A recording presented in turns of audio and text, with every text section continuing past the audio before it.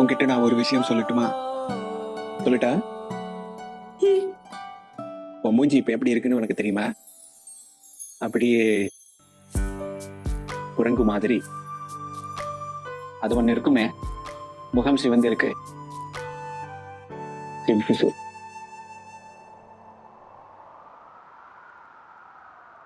हम सफर सा क्यों लगे मुझको तू ही बता, ख्वाहिशें होने लगी इजहार की,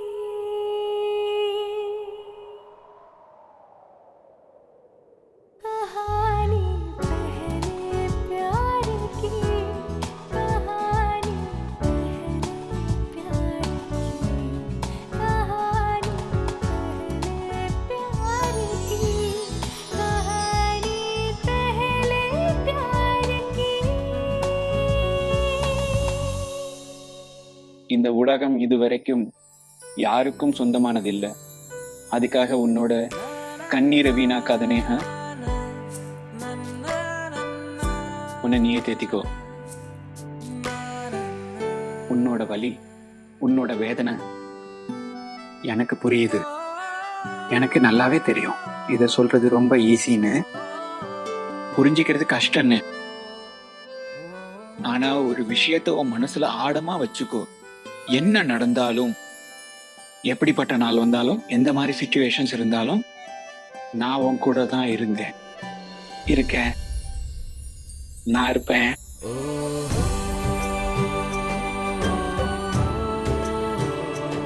உன் கூட யார் இருக்காங்களோ இல்லையோ, ஆனா உன் சஞ்சு உன் கூடவே இருப்பா. புரிஞ்சுதா?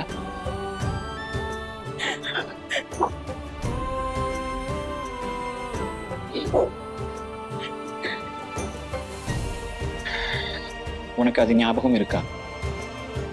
ஹைஸ்கூல்ல டான்ஸ் காம்படிஷன்ல ஒரு இன்சிடென்ட் நடந்துச்சே.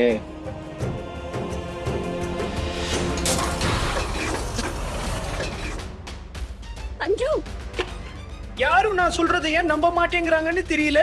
நான் எந்த ஏமாத்து வேலையும் பண்ணல. நான் என் டீம் டைகர் ஹவுஸை ஜெயிக்க வைக்கணும்னு தான் நினைச்சேன். ஆனா இந்த அசோக் ஹவுஸ்காரங்க நான் காயின்ஸை உருட்டி விட்டு அந்த டான்ஸரை கீழே விட வச்சேன்னு பொய்யா படி போடுறாங்க. நான் அப்படி எதுவுமே பண்ணல. ஏன் இவங்க யாரும் புரிஞ்சுக்க மாட்டேங்கிறாங்க? நான் யாரையும் ஏமாத்தல. அஞ்சு, எனக்கு உன் மேல முழு நம்பிக்கை இருக்கு.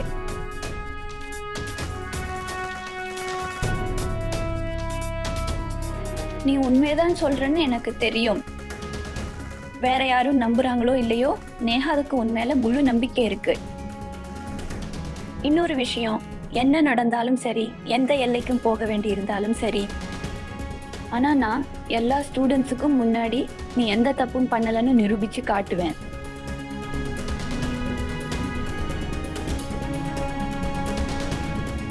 இது நேஹா சர்மாவோட சத்தியம் சஞ்சு கிட்ட.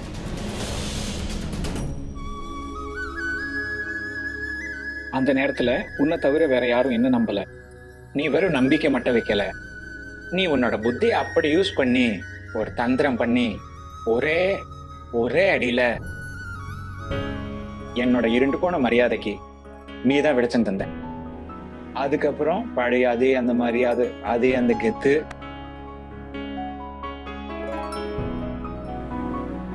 பாரு, இன்னைக்கு உனக்கு கெட்ட நேரம் நடந்துட்டு இருக்கு. உன்னோட இந்த கஷ்ட காலத்துல யாராவது உன்னை நம்புறாங்களோ இல்லையோ, எனக்கு உன் மேல முழு நம்பிக்கை இருக்கு. உன் மேல விழுந்த இந்த அவமானத்தை அழிச்சே தீருவான் இந்த சஞ்சய் திரிபாட்டி. நான் என்ன வேணும்னாலும் பண்ணுவேன், எந்த வழியை கையாளணும்னாலும் சரி. அதனால நீ டென்ஷன் ஆகாத.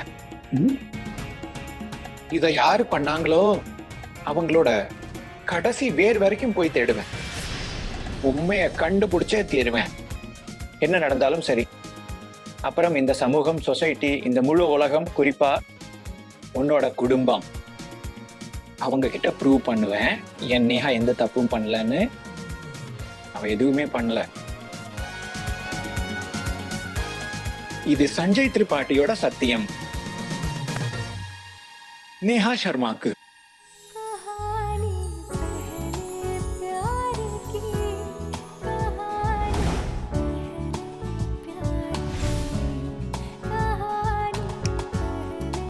प्यार की, कहानी पहले प्यार की,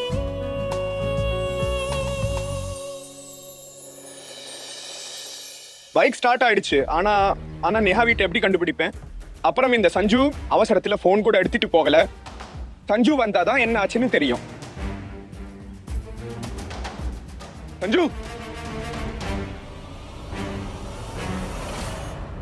சஞ்சு என்னாச்சு? ஏதாச்சும் தெரிஞ்சுதா? நேஹா நல்லா இருக்காளா?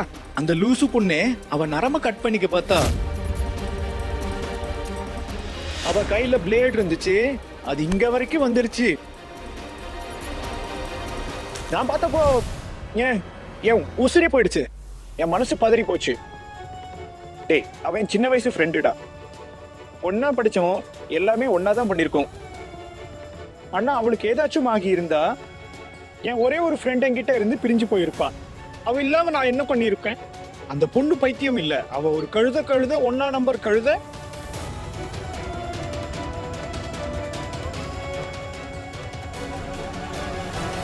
ஓய், பசங்க கண்ணுல கண்ணீர் அழகா இருக்காது. அதுவும் நீ என்னோட தம்பி. தைரியமா இரு சஞ்சு. அஜு அண்ணா, இனி என்ன பண்றதுனால சரி, நேஹாவோட மரியாதையை வட்டியும் முதலமா திருப்பி தரணும். நானா அவகிட்ட சத்தியம் பண்ணிட்டு வந்திருக்கேன். என்ன பண்ணாலும் சரி, எப்படி பண்ணாலும் சரி. அதுவும் இன்னைக்கு நியூஸ் பேப்பர் நாளைக்கு பழைய பேப்பர் ஆகிறதுக்கு முன்னாடி நடந்த எல்லாத்துக்கும் பின்னாடி இருக்கிற ஆளை தேடி போகணும். அதுக்கு ஒரு பெர்மனன்ட் சொல்யூஷன் கொண்டு வரணும். அஜய் அண்ணா, நீங்க எனக்கு ஹெல்ப் பண்ணுவீங்க தானே? உனக்காக உயிரையே கொடுப்பேன்டா. சொல்லு, என்ன பண்ணணும்? அர்ஜுனா, நம்ம ஏதாச்சும் வழி கண்டுபிடிக்கணும், ப்ராப்ளமுக்கு சொல்யூஷன் கிடைக்கணும். ஆனா இதெல்லாம் நாம தான் பண்ணோம்னு யாருக்கும் தெரியக்கூடாது. அதாவது இப்படி ஒரு ஃபீல்டிங் செட் பண்ணணும். என்னன்னா, ஒரே ஒரு பால்ல நேரா கிளீன் போல்ட் ஆகணும்.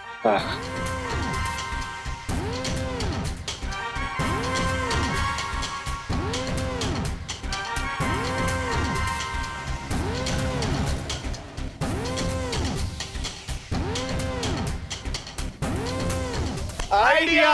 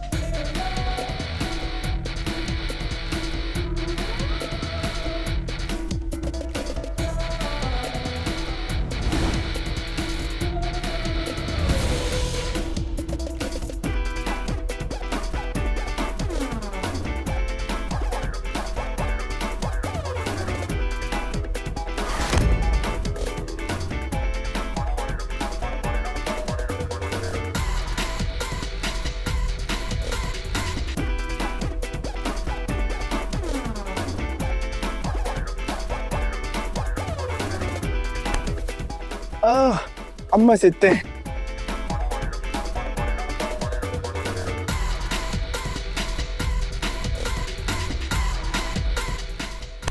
ஐயோ அம்மா.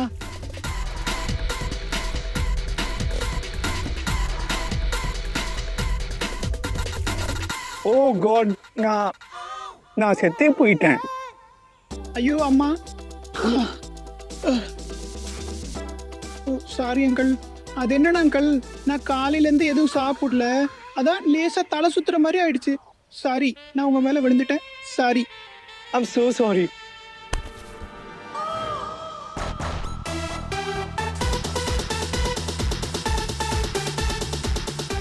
Really sorry.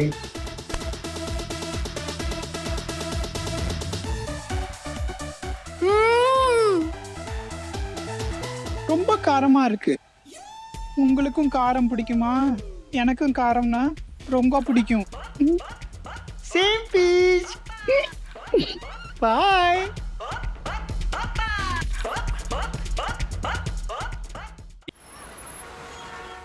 அட, அந்த 2 ஜோக்கர் பசங்க யாரு? எதுக்காக இப்படி பொண்ணு வேஷம் போட்டு சுத்திட்டு இருந்தாங்க? அந்த 2 பேரும் ஏன் நம்ம மேல வந்து இப்படி விழுந்தாங்க? யாருக்கு தெரியும்? அட என்னங்க எங்க போயிட்டீங்க?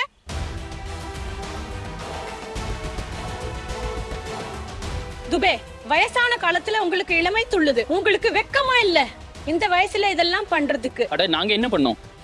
இத பாருங்க, இது என்ன? இல்ல இவங்க பொண்ணுங்க இல்ல பசங்க. பொண்ணுங்க ட்ரெஸ்ல இருந்தாங்க. ஆமா 2 பேரும் பசங்க தான். 2 பேரும் லூசு. அப்போ எங்களுக்கு என்ன அறிவு இல்லைன்னு சொல்றீங்களா? இந்த போட்டோல தெளிவா தெரியுது இவங்க பொண்ணுங்கன்னு. ட்ரெஸ் மேக்கப் எல்லாமே பொண்ணு மாதிரி தான் இருக்கு. எங்களை என்ன லூசுன்னு நினைச்சீங்களா? நீங்க என்ன சொன்னாலும் நம்பிடுவோமா? அட ஆமா என் பிள்ளைங்க மேல சத்தியமா சொல்றேன், அவங்க பசங்க தான். போய் சொல்லாதீங்க. அங்கிள் உண்மையை தான் சொல்றாரு.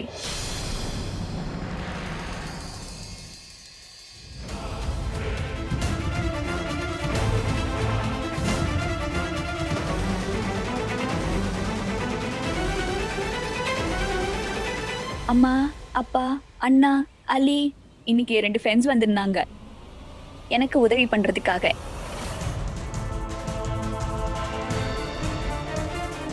சஞ்சு,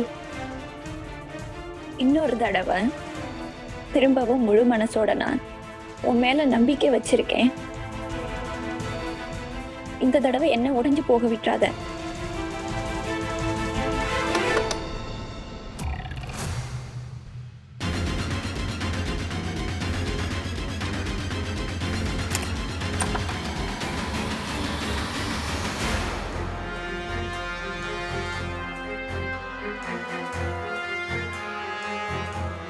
சஞ்சு,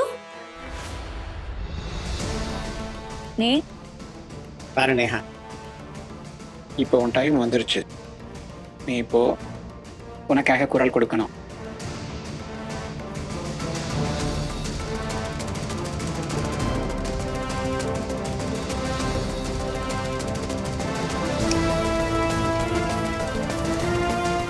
அவங்க பொண்ணு மாதிரி வேஷம் போட்டுட்டு வந்து அந்த அங்கிள்ஸ் கிட்ட அப்படி நடந்துக்கிட்டாங்க. அதே டைம்ல அந்த அங்கிள்ஸ் கூட போட்டோஸும் எடுத்திருக்காங்க.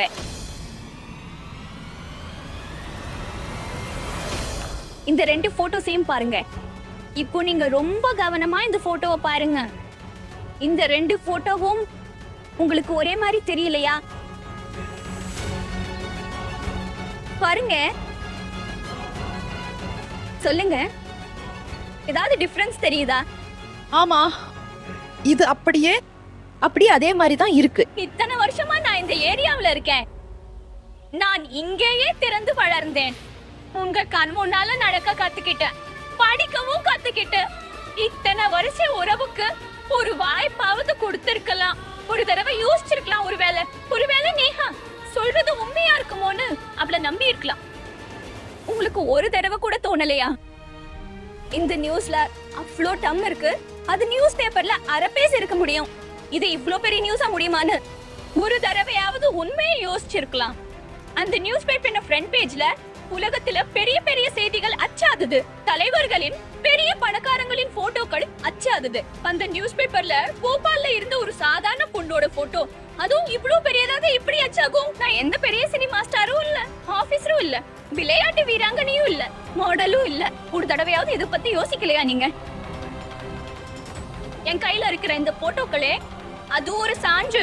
கண்ணுக்கு தெரிஞ்சதெல்லாம் எப்போதும் உண்மை இல்லைன்னு. அந்த அக்கா யாருன்னே தெரியல. ஏன் என்கிட்ட மோதுனாங்க? யாரு என்ன போட்டோஸ் எடுத்தாங்க? யாரு பேப்பர்ல வர வச்சாங்க?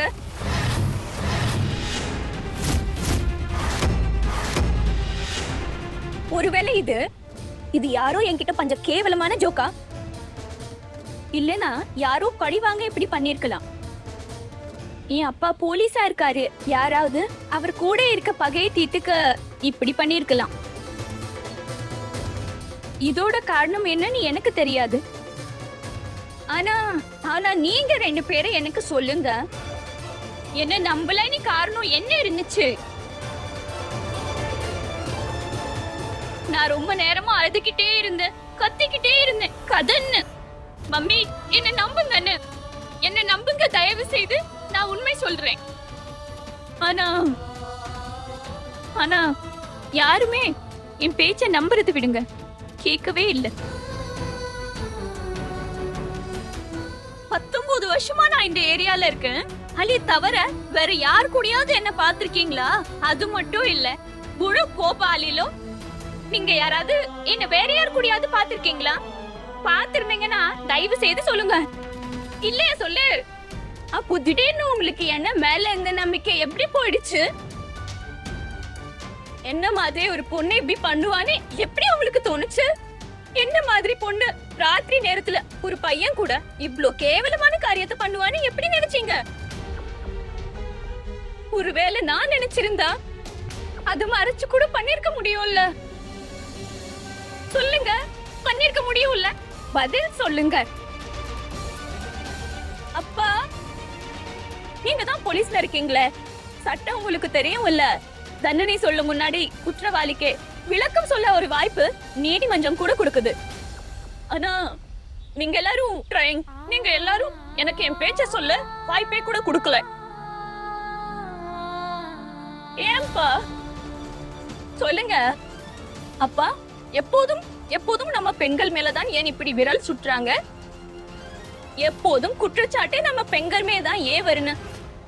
ஒரு பையன் விசில் அடிச்சு நம்மள தொந்தரவு பண்ணினாலே அப்புறம் சொல்லுவாங்க, இந்த பொண்ணுதான் ஏதோ ஆட்டம் காட்டி இருப்பா. வீட்டுக்கு பிளாங்க் கால் வந்தா இவதான் அந்த பையனுக்கு ஆசை காட்டி இருப்பான்னு சொல்றாங்க. யாராவது ஒரு ஊர் சுத்துற பையன் நமக்கே ஒரு பூ கொடுத்து போனாலே வீட்டுல அடிபடுறது நாம் தான். அவ யாருன்னு சீக்கிரம் சொல்லுன்னு மிரக்குறாங்க. ஏன் எப்போதும் எங்களுக்கு தான் இப்படிதான் நடக்குது அப்பா? ஏன் எங்க மேலதான் பழி சுமத்துறாங்க? ஏன் எங்க மேலதான் வெற சுட்டுறாங்க?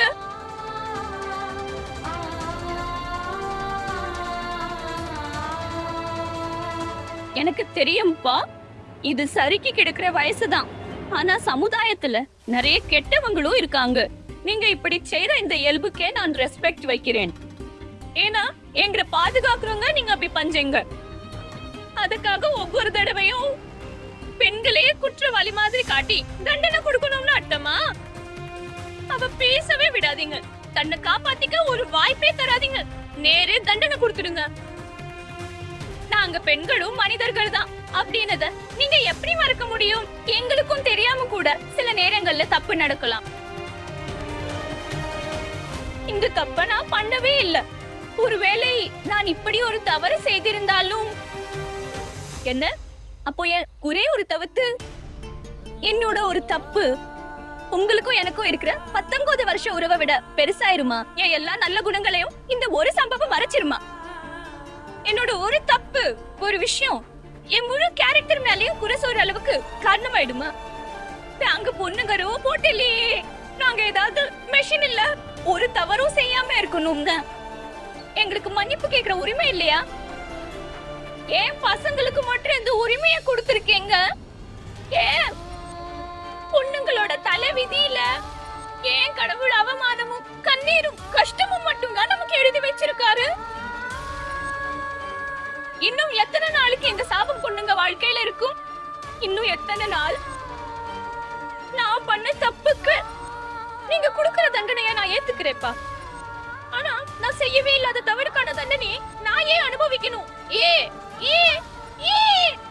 நீங்க எல்லாரோட தானங்களை கேட்டு நான் தாங்க முடியாம போயிட்டேன். நான் தற்கொலை செய்ய போயிட்டேன்.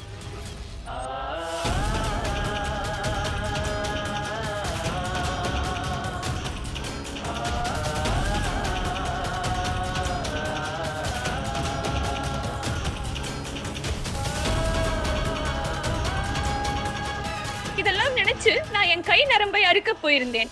என்னால எங்க அம்மா அப்பாவுக்கு எவ்வளவு துன்பம் கொடுத்திருக்கேன்னு நினைச்சு நான் உங்க எல்லாரையும் ரொம்ப அன்பா நேசிக்கிறேன். உங்க மரியாதைக்கு வந்த கலந்தத்தை என்னால தாங்கிக்க முடியல. ஆனா நீங்க என் மேல அவ்வளவு அன்பு வைக்கலையோன்னு தோணுது. எனக்கு உங்களோட ஒரு உறவுமே இல்லையோன்னு தோணுது. இல்ல என் செல்லமே. இல்லம்மா, நீங்க யாருமே அமைதியா உட்கார்ந்து நான் சொல்றதை கேட்கல. என் பக்கம் இருக்கிற உண்மையை தெரிஞ்சுக்க ட்ரை கூட பண்ணல. இல்லன்னா நீங்க என்கிட்ட பேசவே வேண்டாம். நேஹா செல்லம், அப்பா நான் நினைச்ச வேற யாராவது என்ன நம்புறாங்களோ இல்லையோ, வேற யாரும் என் பக்கம் இருக்கட்டும் இல்லட்டும், நீங்க எப்போ என் பக்கம் இருப்பீங்க நம்பின. நீங்களும் என் மனசை உடைச்சிட்டீங்கப்பா. நான் யார்கிட்டயும் எதுவும் பேச மாட்டேன், யார்கிட்டயும் மாட்டேன். நீங்க எல்லாரும் என் மனச ரொம்ப காயப்படுத்திட்டீங்க, ரொம்ப காயப்படுத்திட்டீங்கன்னு. மகன்களை நம்புற மாதிரி மகள்களையும் ஏன் நம்ப மாட்டீங்க? ஒருவேளை அறிவில்லாத பொறுப்பில்லாத நாங்க பெண்கள் ஏதாவது ஒரு தவறு செய்தாலும் எங்களை மன்னிச்சு எங்க நிலைய புரிஞ்சுக்கிட்டு எங்களை அரவணைக்க கத்துக்கொள்ளணும். நீங்க எங்களை தெய்வமா நினைக்காதீங்க, மதிக்க வேணாம், குமுற வேணாம். ஆனா குறைந்தபட்சம் மனிதர்களை மாதிரி எங்களோட நடந்து கொள்ளுங்க. எங்களையும் மனுஷங்களான நீங்க மத்த மனுஷங்க கூட எல்லாரும் எப்படி பழகுவீங்களோ அதே மாதிரி உங்க பொண்ணுங்க கிட்டயும் பழகுங்க. ப்ளீஸ், நான் கை கூப்பிட்டு கேக்குறேன், எங்களை மாதிரி மகள்வர் மேல் இப்படி அநியாயம் செய்யாதீங்க, செய்யாதீங்க.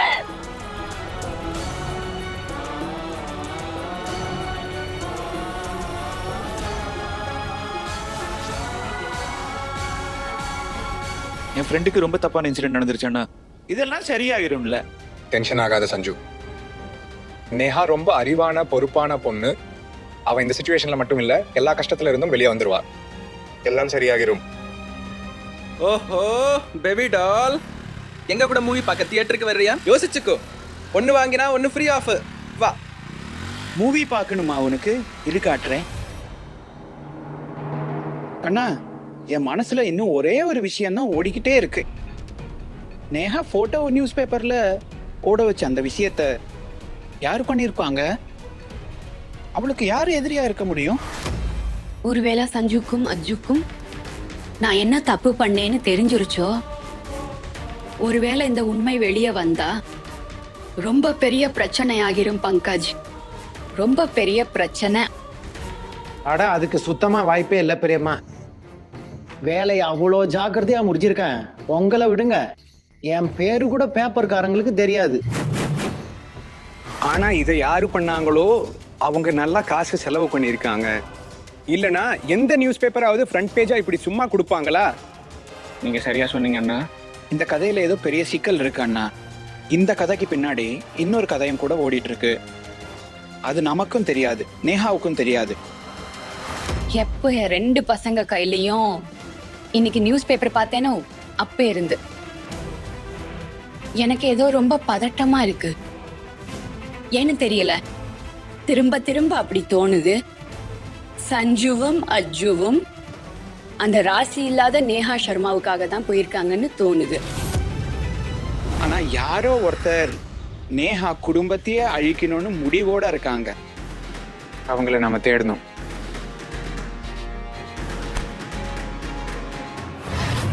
இதெல்லாம் உங்க கற்பனை. சீக்கிரமா இந்த எண்ணத்துல இருந்து வெளியே வந்துருங்க, அதுதான் உங்களுக்கு நல்லது. ஆனா நிஜமான உண்மை இதுதான். நேஹா சர்மாவோட வாழ்க்கை நாசமா போறத அந்த பிரம்மா நினைச்சா கூட தடுக்க முடியாது. இனிமே நேஹா சர்மா அஜு அண்ணா சஞ்சு அண்ணா பக்கத்துல கூட வரமாட்டா. நேஹா சர்மாவோட சாப்டர் முடிஞ்சது பெரியம்மா.